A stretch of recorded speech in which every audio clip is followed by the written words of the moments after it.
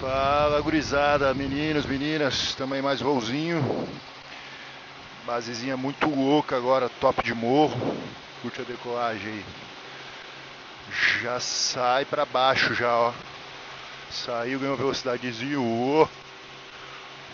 Uma montanha russa. Tamo aí, mais um voozinho. Comandante Diegão.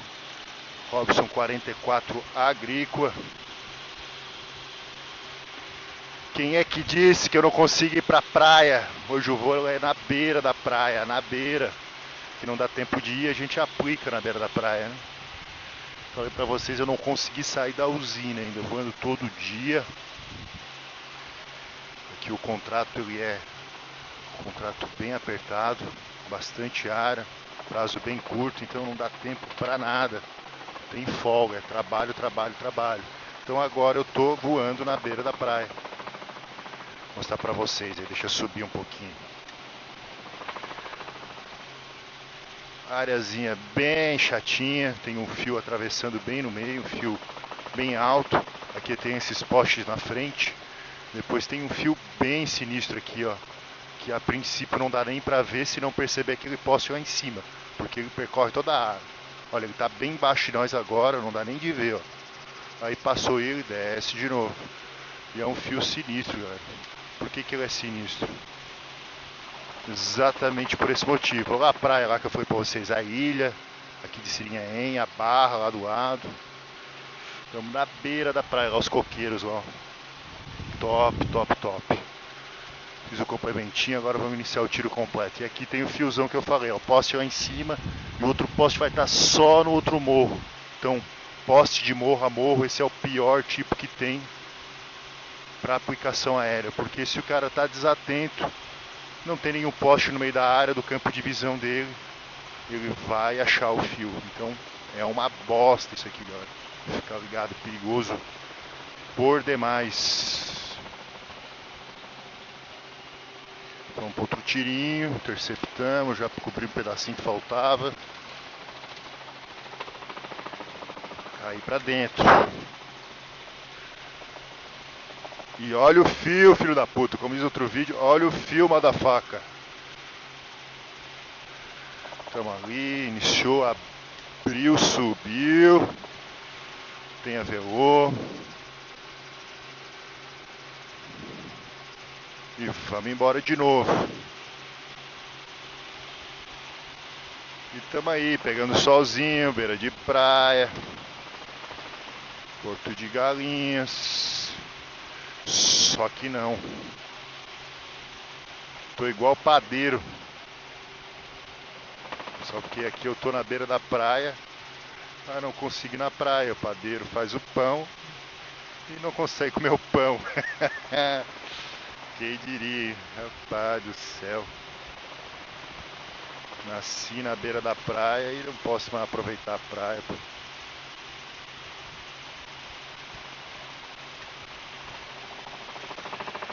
Ó a ilhinha, coqueirinho e cana, cana, cana.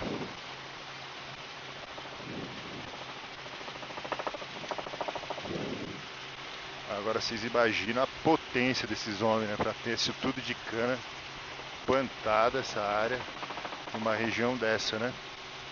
E não tá fazendo condomínio, não tá povoando. Que loucura, hein, pessoal?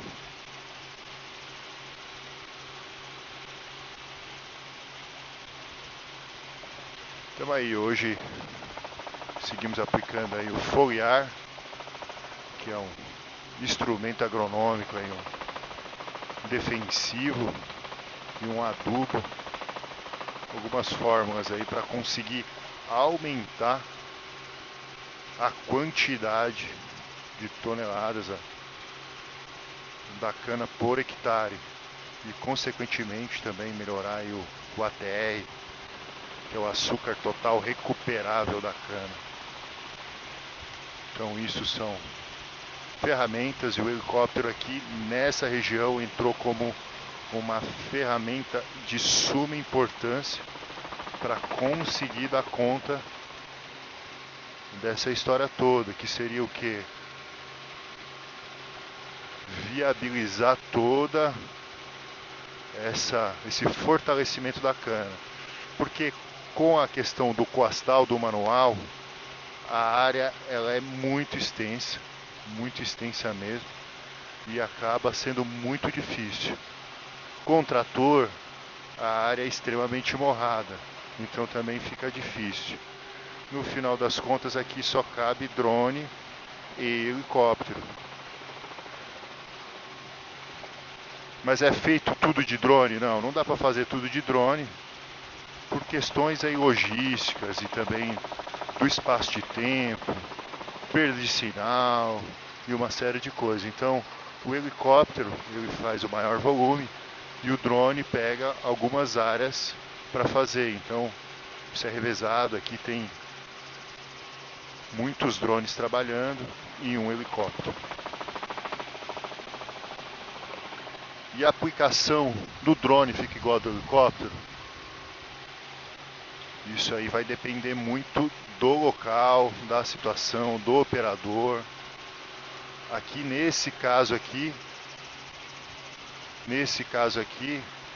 a empresa contratada provavelmente passou por uma verificação, é uma empresa certificada. Então, com certeza o serviço aqui da empresa de drone deve estar ficando bem feito, até porque o motivo da empresa que eu trabalho está trabalhando aqui é exatamente por ser uma empresa certificada e qualificada para estar executando o serviço. Como eu já falei em outros vídeos, o sol brilha para todo mundo, não tem ninguém melhor que ninguém, não tem equipamento melhor que nada, cada um tem a sua aplicabilidade, o seu custo e as suas vantagens. Aqui tem área que daria para fazer de avião, tem área que é melhor de drone e tem área que dá para fazer só dá para fazer de helicóptero. E aí o que muda isso? O que muda, obviamente, é a relação custo-benefício, qualidade versus custo. Se pegar e fazer tudo com helicóptero, o custo vai ser maior. Então, se dá para fazer com drone e o resultado é semelhante, o resultado é satisfatório, é obviamente que o empresário, o investidor, o agrônomo, o chefe da área vai tomar essa decisão. Ninguém rasga dinheiro, né, pessoal? Ninguém rasga dinheiro. E a tecnologia está aí para isso, para aumentar a competitividade do agro brasileiro. Então, é somente isso que a gente quer, né? É viabilizar com que se torne mais competitivo e que atinja-se os resultados que a gente se dispõe.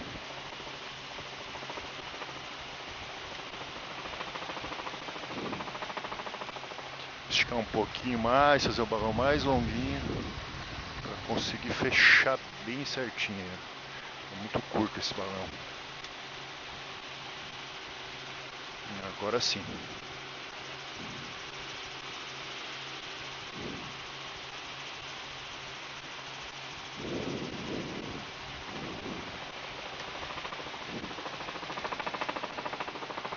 Mas então explica aí, qual que é basicamente a diferença nessa área que opera drones e helicópteros? O que vai diferir? O que vai diferir é a quantidade de água. Os drones provavelmente devem estar trabalhando, eu não tenho ciência disso, eu estou falando agora em cima da experiência que eu tenho. Os drones devem estar trabalhando aí com 10 litros por hectare. Já o helicóptero está trabalhando com mais que isso, então com certeza, em função do molhamento, a aplicação do helicóptero vai ficar melhor. E além disso, tem um outro fator que influencia muito, que é o timing. Porque o helicóptero, como tem uma cobertura extremamente maior do que a do drone, logisticamente, uma área ela vai ficar praticamente feita em um dia só, ou uma vasta extensão de área. Isso também influencia na parte do corte, quando essa cana está sendo colhida, quando ela está sendo levada para a usina, então está sendo feito o processo dela. Por quê? Porque ela vai ficar no ponto junto, ela vai receber todo esse efeito de forma maximizada. Então todo o efeito ali do herbicida ele vai ser sentido ao mesmo tempo. Vamos ver como é que está aqui.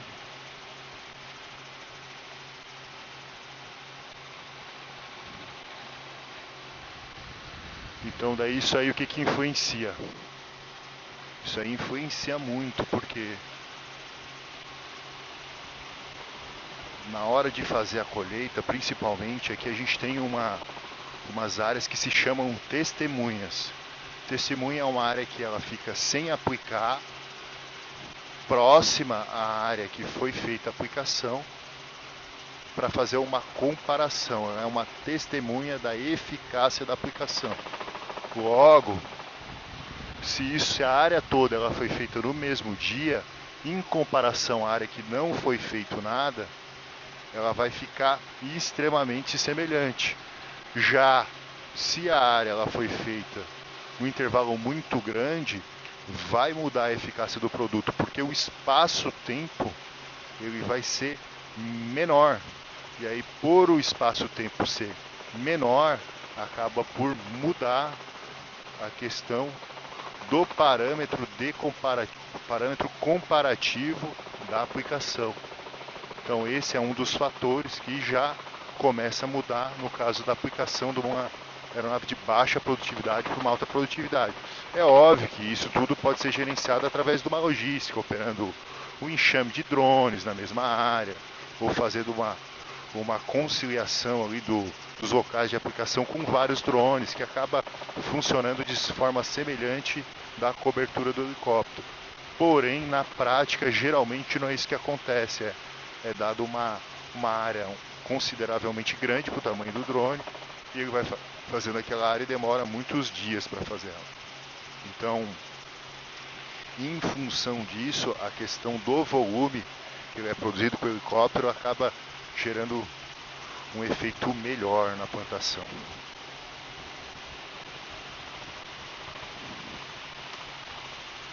Os coqueirinhos, beira de praia tem coqueiro.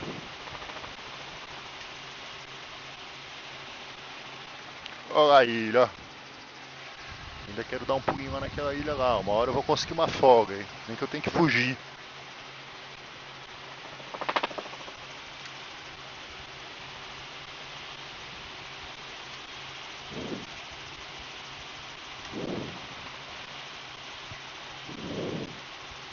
Mas e aí, Diegão, tu acha que tu ainda vai virar piloto de drone?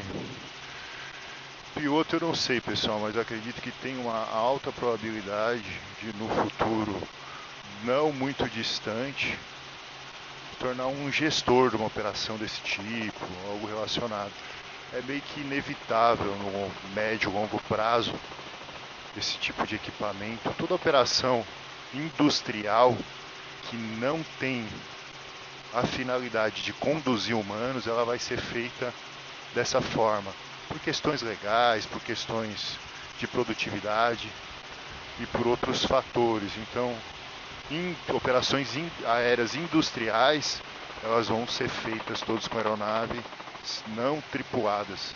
Inclusive, já se vê isso em guerra, já se vê isso em vários locais que as aeronaves não tripuladas elas vão dominar os processos.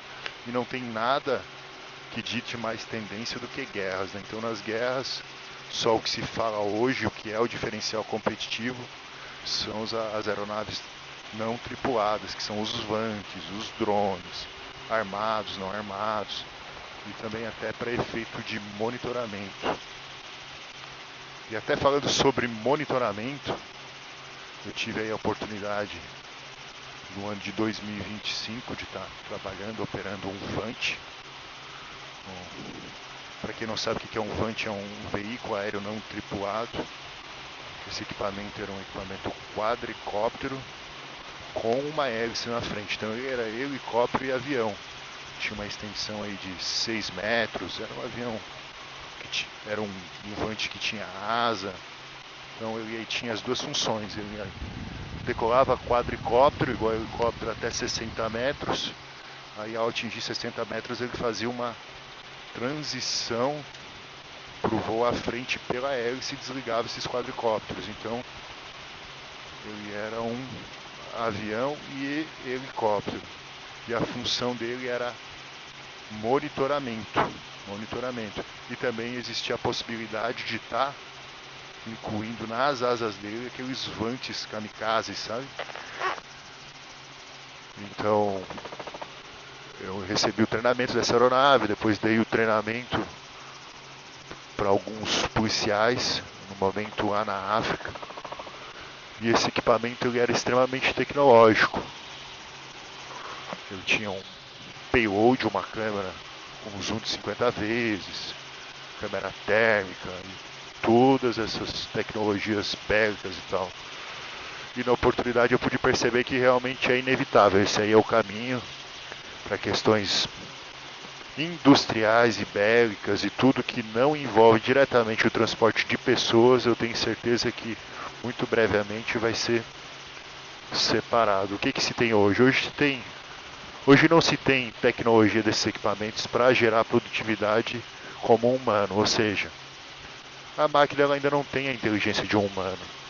Então isso a gente precisa, não a meu ponto de vista, né, ter mais energia, a gente precisa dominar melhor.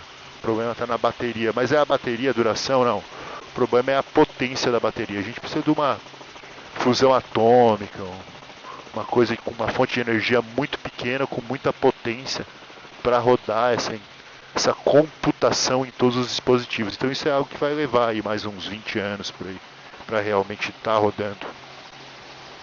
E é isso aí, pessoal. Chegamos na base.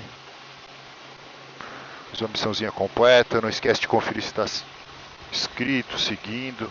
Manda um comentáriozinho. O comandante ficar feliz e continuar colocando conteúdo para vocês aí. Beleza? Um abraço para todo mundo. Fiquem bem. E até mais. Fui!